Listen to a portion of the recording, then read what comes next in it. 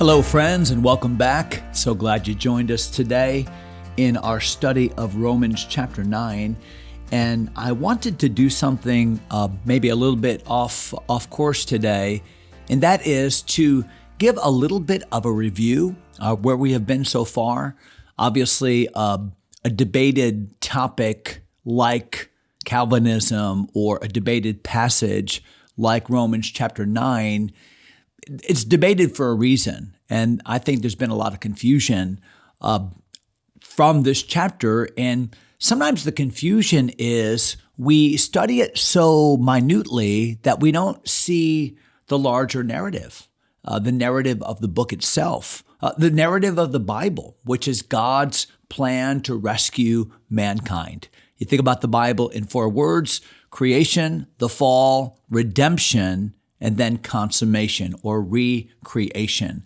And so the lion's share of the Bible is God's rescue plan, the redemptive narrative. And Romans is such a great example of God's redemptive narrative. Mankind is sinful. He is deservedly judged by God. He has resisted the righteousness of God. He has chosen, even though his conscience condemns him, and even though the law of God to the Jew has highlighted that sin and condemned that person, there's nothing he can do. We're not saved by works. There's no human effort that can in any way absolve us from the guilt of the sin we've already committed, of who we are, Romans chapter 5. And yet what did God do? God provided righteousness, gift righteousness in the person of his son, Jesus, who came and did what we could not do. He lived the life of righteousness. He died upon the cross in our place as our substitute. He rose victorious over sin and death and the grave.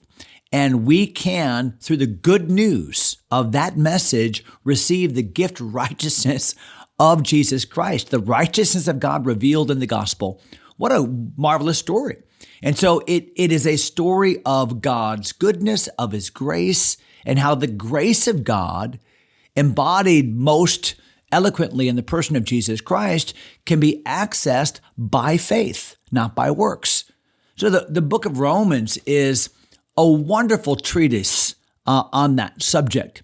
And Romans chapter 9 is right within that context. It's the context of, but wait a minute, didn't God choose to inaugurate his plan for the salvation of the world through Abraham? Remember Genesis chapters 1 through 11, God created the world, mankind sinned, rebelled, God destroyed the world, Noah found grace, and then that generation of people after Noah, those generations, they too turned from God and they became so self-sufficient. They built a tower, the Tower of Babel. And what did God do? He divided the languages and therefore the nations. People gathered around their language group. And what did God do in Genesis 12? He inaugurated a plan by which those nations could be saved. That's the promise to Abraham, that in thee shall all nations of the earth be blessed. And so he elected Abraham, selected him for this special service, and selected the children of Abraham, not all of them, as we saw and shall see again today, to be the curators of this message, to reflect the glory of God to a lost and dying world, to the nations. In large part, Israel did not do a good job, did she? And yet God was faithful. And God, the plan of God moved forward, not because Israel necessarily intended for it to be so, willed it to be so, and not because Israel was particularly faithful, her works. No, God did it according to his promise, not according to their intentions, not according to their works. God still made good on his covenant to select Abraham's offspring to be the curators of the gospel message and ultimately the seed of Abraham, Jesus Christ himself, by whom all the nations of the world would have access to the salvation that comes only through Jesus. So that's the big picture. In Romans chapter 9, the Apostle Paul, and chapter 10 and chapter 11, the Apostle Paul is making the case that God has been faithful to his promise historically. That's why Romans 9 is a history lesson about the patriarchs and about the Exodus and about some of the prophecies that were made in the Old Testament, that God has been consistent in keeping his promise that I have selected certain ones, exclusively selected certain people in the minority so that all could be saved or have the opportunity to be saved. So Paul says in Romans 9, I have this great burden for my people, this great passion for my people. I want them to be saved. I could wish that myself were accursed. I mean, after all, these are the people whom God elected. He gave them all these special things, the adoption and the promises and the glory and the service of God and all those privileges of verse number 4. And yet it seems as if the nation of Israel in my day, said the Apostle Paul, and the readers, the Roman readers, it would seem to the Jews that by and large, the Jewish nation has rejected Messiah. And only a very few people have received him. So did God's promise fail? God promised to use Israel. She would be the champion of this message, this plan of God, this purpose that God had. And it seems as if the exact opposite is true, as the Gentiles are readily receiving and the Jews seem to be, next to the reception of the Gentiles, reluctant. So what's going on? And Romans chapter 9 and verse 6 forward is the Apostle Paul showing that God's plan is every bit as much in effect now as it ever has been. He has always moved his plan forward by his promise and by his mercy, not by the efforts of people and not by the intentions of his people. If that were the case, it would have failed long ago. So how does he make that case? Well, that's what we've talked about. So he makes the case, first of all, that not everybody that is called Israel is actually Israel. Just because somebody claims to be the child of Abraham, of the lineage of Abraham, like many people in Paul's day were saying, hey, we're saved because of our lineage.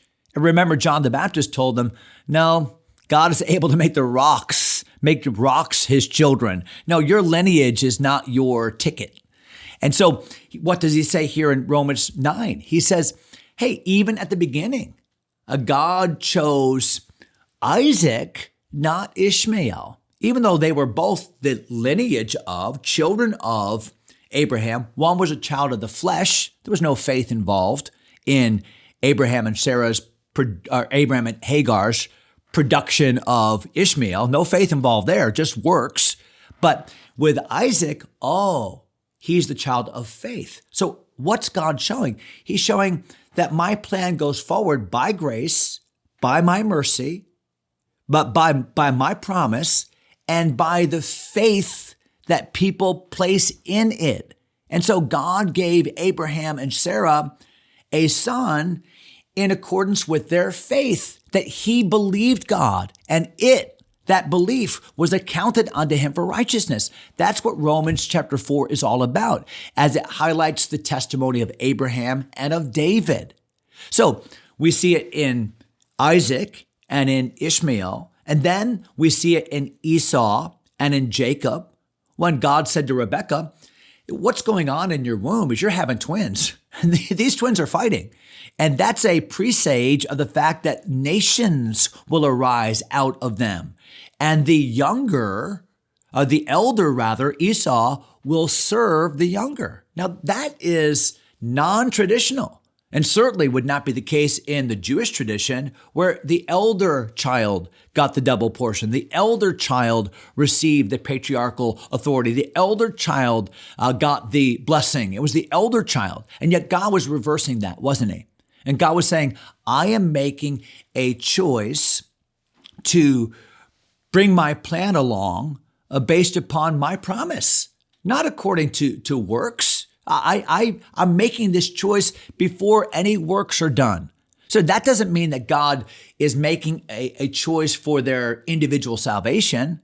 No, you would have to eisegetically read into the text to come up with that. No, all God is saying with Esau and Jacob is that he made choices, selections, election about who would be the ones that would carry forth the plan, his plan to save the world, the line of Messiah. And he chose Jacob not because of works, but because of God's plan.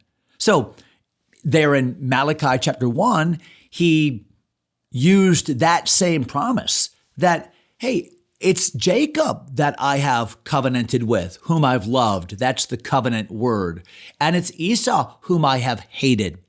Not hated in the sense that we use the word, but the point there was in Malachi, it seemed as if Israel was this small, weak nation, and Edom, the children of Esau, were the strong nation that looked to almost be enveloping Israel. And God said, no, my promise is still true, not according to your strength, not according to your works, and certainly not according to your godliness, because the people in Malachi's day were far from right with God. Just read the book of Malachi. The point was, God's promise was intact. I'm doing something. Here. I'm keeping my promise. It had nothing to do with God choosing arbitrarily Jacob to be saved or Esau to be reprobated. Nothing could be farther from the truth. And even the most ardent Calvinist would admit that the Old Testament passages have nothing to do with the election to the effectual call of individual salvation. No, they say, well, it's the principle. God did elect them to be the curators of the plan of God. And that same principle that God is allowed to choose who he wants, they can't even make the case that that's what the Old Testament scriptures that Paul is citing mean. You see the point? The point here is God is making a point. And the point here is I've kept my promise. I kept it to Abraham. I kept it to Rebekah. I kept it through Isaac. I kept it through Jacob. In fact, the interesting thing is for those that would argue that, Esau is hated, he's damned to go to hell.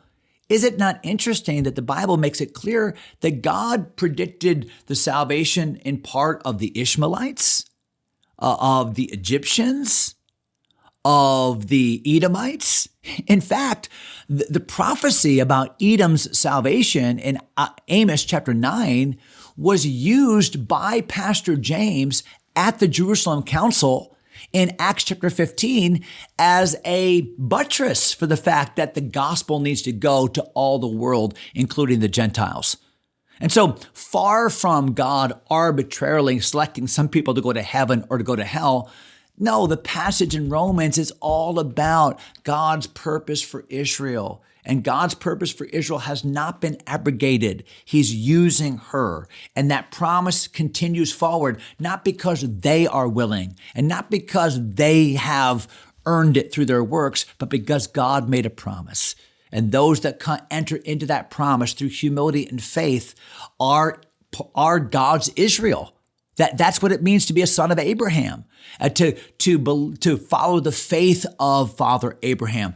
That's Romans 4. That's Galatians 3. And that, my friends, is Romans 9. Got to do a time check here. Oh my. See, this is why I get into this, and we're going to have to quit there. I am so sorry. We're 14 minutes in. We gave you a little review from verses 1 through 13. Jacob have I loved, Esau have I hated.